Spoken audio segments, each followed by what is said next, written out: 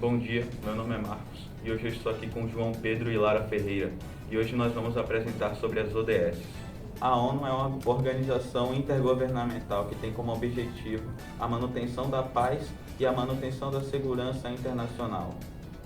Criada durante a Conferência de São Francisco em 1945, a ONU é formada por 193 países membros, contando com 2 estados não membros. Essa importante organização tem como objetivos a paz internacional e a garantia da segurança dos povos, o que busca por meio da mediação de conflitos geopolíticos, promoção de ajudas humanitárias, realização de ações que visam o desenvolvimento socioeconômico e cultural das nações e uma série de outras atividades. Para que sua atuação seja mais efetiva, a ONU conta com representantes nos países membros, como é o caso do Brasil. Vale frisar que ela surgiu no contexto de pós-Segunda Guerra Mundial, com a função principal de manter a paz entre as nações e de garantir a segurança da população, além de evitar possíveis novos conflitos. Dentro da ONU, foi desenvolvida a criação de 17 metas globais para serem alcançadas até 2030. Esses são conhecidos como Objetivos de Desenvolvimento Sustentável, ou ODS. Esses objetivos visam melhorar a qualidade de vida das pessoas, proteger o planeta, além de reconhecer que os desafios globais, como fome, pobreza, desigualdade, mudanças climáticas, degradação do meio ambiente, estão interconectados e que soluções integradas são necessárias para enfrentá-los. Dentre os objetivos de erradicação da pobreza, saúde, bem-estar, igualdade de gênero, vida na água, vida terrestre, vamos dar enfoque nesse videocast à meta número 2, que trata da fome zero e agricultura sustentável. Seu princípio consiste em erradicar a fome, alcançar a segurança alimentar e melhoria da nutrição, além de promover uma agricultura sustentável. A segurança alimentar é definida pela Organização de Alimentação e Agricultura, a FAO, como uma situação na qual todas as pessoas têm acesso físico, social e econômico a recursos suficientes e nutritivos que atendam suas necessidades e gostos pessoais de nutrição e alimentação. Já a agricultura sustentável, de acordo com a FAO, consiste em conservação do solo, da água e dos recursos genéticos de animais e vegetais, conservação ambiental e uso de técnicas economicamente viáveis e socialmente aceitáveis.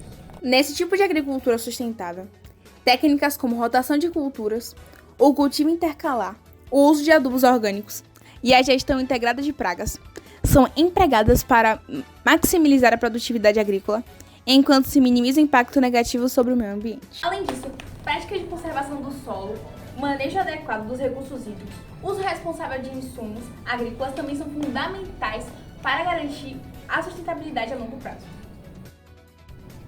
De acordo com o site da plataforma Agenda 2030 da ONU, 2 dos maiores fatores para a redução da proporção de pessoas subnutridas no mundo inteiro sabe o que? Foram o desenvolvimento econômico e o crescimento agrícola. Isso daí nas 2 últimas décadas. Entretanto, ainda existem 795 milhões de pessoas que, em 2014, sofriam de desnutrição crônica. Cenário que se repete normalmente e com um alto número de povos, principalmente com os de origem indígena e quilombola. As comunidades quilombolas no Brasil tiveram início do século XVI ao ano de 1888, quando ocorreu a abolição da escravatura e grupos africanos e afrodescendentes escaparam da escravidão e se reuniram em comunidades para resistir à recaptura ocupando terras de difícil acesso. Atualmente, as comunidades quilombolas estão presentes em todo o território brasileiro e nelas se encontra uma rica cultura baseada principalmente na ancestralidade africana e indígena. No entanto, quilombolas sofrem com a dificuldade de acesso tanto à saúde quanto à educação. Como exemplo, podemos citar o povo Cabeça Branca, localizado em Pedro Rosado, no Maranhão, que na atualidade enfrentam diversas dificuldades voltadas a questões trabalhistas por estarem distantes dos centros urbanos. As poucas oportunidades existentes são precárias e mal remuneradas, levando a baixos índices de renda familiar e níveis alarmantes de insegurança alimentar. Dados nacionais mostram que famílias quilombolas, como aquelas de Cabeça Branca, estão entre as mais afetadas pela fome no Brasil, especialmente aquelas chefiadas por pessoas negras e pardas. Em alguns casos, os índices de insegurança alimentar nessas comunidades podem ser significativamente superiores à média nacional, conforme pesquisas em comunidades quilombolas. Vale ressaltar que o Maranhão apresenta um dos maiores índices de insegurança alimentar do país. Segundo o IBGE, 43,6% dos lares maranhenses convivem com algum tipo de insegurança alimentar, sendo 8,1% em sua forma mais grave. Em Ibirau Cabeça Branca, essa situação é ainda mais alarmante, com 64% da sua porcentagem de fome sendo considerada como grave. Diante desse cenário, propomos a criação de um projeto para ser implementado em Ibirau Cabeça Branca, o PCB, com o objetivo de recuperar sua fertilidade para a produção de subsistência. Para avaliar a fertilidade do solo, será utilizado o Fertimóvel, um laboratório móvel de análise do solo criado pela Embrapa e disponibilizado pelo governo do Maranhão em 2022. Essa ferramenta permite a emissão de laudos técnicos com recomendações específicas para a recomendação das terras da comunidade. Com base nos resultados das análises, as correções necessárias serão realizadas para melhorar a qualidade do solo. O processo de verificação é relativamente rápido, levando de 7 a 15 dias, e quando realizado pelo Fertimóvel é totalmente gratuito. Com relação à revitalização, é importante ressaltar que os solos brasileiros, de maneira geral, tendem a ser mais ácidos que o ideal, devido a se localizar em uma região tropical. Para corrigir essa acidez, seria realizado o processo de calagem, aplicando calcário em pó para corrigir o pH do solo. Após a aplicação, é necessário aguardar de 3 a 6 meses para que o calcário reaja e corrija o solo de forma eficaz. No caso improvável de solos com alta alcalinidade, seriam utilizados compostos orgânicos como esterco e resíduos de outras culturas, que ao se decomporem liberam substâncias ácidas, ajustando o pH do terreno. Além da correção do pH, pode haver carência de nutrientes no solo, o que pode afetar sua fertilidade. Os nutrientes mais frequentemente escassos e essenciais para o bom desenvolvimento das plantas são o nitrogênio, o potássio e o cálcio. Como, por exemplo, o nitrogênio, que pode ter sua escassez resolvida utilizando adubos ricos em nitrogênio, como, por exemplo, o esterco de galinha, farinha de sangue e a compostagem de resíduos de cozinha. Já o potássio, sua falta pode ser suprida pela aplicação de cinzas de madeira, alga marinha e pela compostagem de resíduos de fruta. E o cálcio, que sua insuficiência pode ser corrigida pelo uso de calcário dolomítico, cascas de ovos trituradas e farinha de ossos. Esses materiais fornecem resíduos aos solos que são reaproveitados, não deixando que sejam descartados nutrientes necessários àquela região. Embora esses processos sejam demorados, eles são benéficos a longo prazo. Para garantir essa eficácia das correções aos solos, serão feitos monitoramentos ao longo do tempo. Esse processo é feito para podermos identificar possíveis necessidades de adubação e acompanhar a evolução do solo. Dessa forma, vamos garantir que o solo se mantenha adequado para o cultivo ao longo do tempo.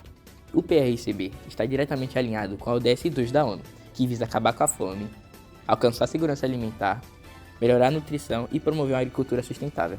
A iniciativa busca restaurar a fertilidade das terras da comunidade quilombola, permitindo o cultivo de maneira ambientalmente responsável. A adoção de práticas agrícolas sustentáveis, como a aplicação de adubos orgânicos e a correção do pH do solo, promove a saúde do solo a longo prazo. O uso de compostos orgânicos, como estercos e resíduos de cultura, não só melhora a fertilidade do solo, mas também reduz a dependência de fertilizantes químicos, minimizando o impacto ambiental. Ao melhorar a qualidade do solo e aumentar a produtividade agrícola, o projeto assegura que a comunidade tenha acesso a alimentos nutritivos e suficientes, contribuindo diretamente para a erradicação da fome e a segurança alimentar por meio da agricultura de subsistência. A implementação de um processo contínuo de monitoramento e análise do solo permite ajustes e melhorias constantes nas práticas agrícolas. Essa abordagem proativa aumenta a resiliência do quilombo contra mudanças climáticas e outros desafios ambientais, garantindo a sustentabilidade das práticas agrícolas a longo prazo. Além disso, ao envolver a comunidade quilombola no processo de recuperação e manutenção das terras, o PRCB promove o empoderamento local, a capacitação dos membros da comunidade em técnicas agrícolas sustentáveis e a participação ativa no monitoramento do solo, fortalecendo a autonomia da comunidade.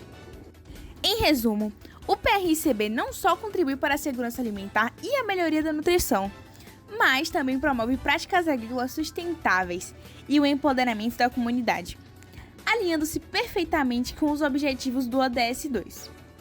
Com o PRCB, semeamos não apenas o futuro da terra, mas também a autonomia e o sustento da comunidade quilombola, cultivando um mundo sem fome mais sustentável, onde cada colheita é um passo rumo à prosperidade coletiva.